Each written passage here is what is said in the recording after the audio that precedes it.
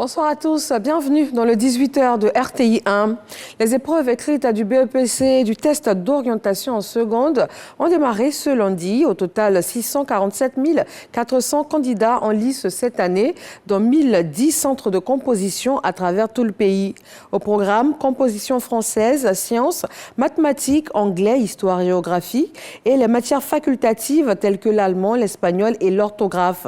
La ministre Mariatou Koné appelle à des examens propres, sans fraude ni tricherie. Cette année encore, l'accent est donc particulièrement mis sur la lutte contre la fraude. Les épreuves se déroulent sous le regard des forces de sécurité et de la vidéosurveillance initiée il y a de cela 4 ans. 16 428 cas de fraude ont été répertoriés en 2020, 6 112 cas en 2022 contre 3 882 en 2023. C'est Sephora Zegui. Des images de vidéosurveillance depuis 4 ans dans l'organisation des examens à grand tirage en Côte d'Ivoire. Déjà, des cas de suspicion de fraude sont signalés à Abobo, Port-Boué et Daloa ce premier jour. Nous avons identifié des élèves dans une salle qui communiquaient, qui s'échangeaient des bouts de papier. Et nous avons également identifié des candidats dans un centre devant des toilettes qui se sont arrêtés pendant un bon moment en train de communiquer et de s'échanger des informations. À partir de cette salle, les informaticiens ont accès à tous les centres d'examen du pays. Nous avons 4 centres de supervision. Ça, c'est juste un centre que nous avons visité. Il y a d'autres centres qui sont installés dans d'autres établissements et même au siège de la direction. D'ici, le centre que nous voulons visualiser, à partir de certaines adresses IP, nous accédons à ce centre et nous visualisons tout ce qui se fait dans le centre. De 16 428 cas de fraude en 2020, la Côte d'Ivoire a enregistré 3 882 cas en 2023. Des avancées à mettre à l'actif de la vidéosurveillance avec la collaboration de la Direction de l'information et des traces technologiques, DITT. Nous avons la vidéosurveillance au sein du ministère de l'Éducation nationale et de l'alphabétisation et nous travaillons en collaboration avec d'autres ministères, dont le ministère de l'Intérieur à travers la DITT. Ces caméras que vous voyez sont installées sur l'ensemble du territoire. À partir de cette salle, nous voyons tout ce qui se passe dans les différentes salles de composition. Cette année, le dispositif s'est renforcé avec les équipes mobiles qui sillonnent les centres munis de détecteurs de signaux. Pour la première journée, une vingtaine de téléphones portables saisis dans un seul centre de composition. En plus des caméras fixes, nous avons des caméras à travers des véhicules mobiles pour sillonner. Nous avons des brouilleurs de fréquences. On sait qu'il y a des systèmes WhatsApp, des gens qui... Tout ça, nous essayons de brouiller, nous essayons de faire en sorte que ça ne marche pas.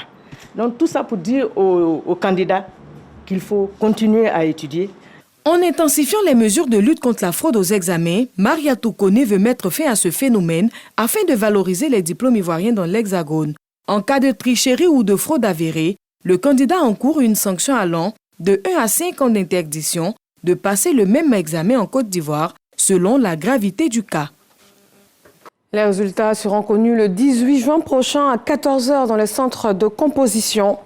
Début ce lundi à Genève, en Suisse, de la 77e Assemblée mondiale de la santé en présence du ministre de la Santé, Pierre Dimba.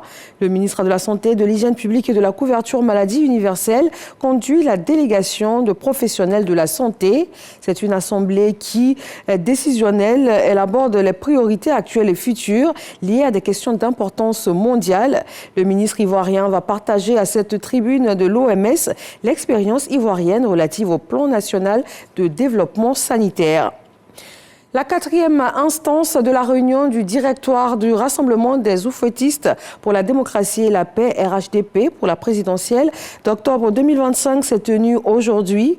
Aux militants et sympathisants ainsi qu'aux structures de base du parti, des orientations ont été données en vue donc de la présidentielle à venir. Dans l'actualité internationale, au Tchad, la 5e République a son tout premier gouvernement après la prestation de serment de Mahamat Idriss Déby. La nouvelle équipe a été annoncée ce lundi par le secrétaire général de la présidence.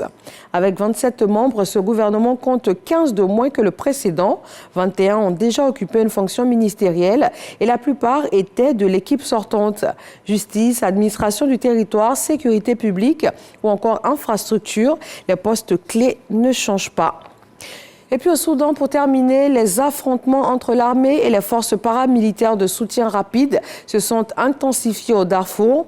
Des milliers de personnes ont dû fuir leur maison. Au moins 123 personnes ont été tuées selon un bilan du groupe d'aide internationale. Les combats à El Fasher, capitale de la province du Nord Darfour, ont également blessé plus de 930 personnes au cours de la même période, selon Médecins sans frontières. Et voilà, merci de vous informer sur RTI 1. Retrouvez l'actualité dans nos régions tout de suite et le journal à 20h.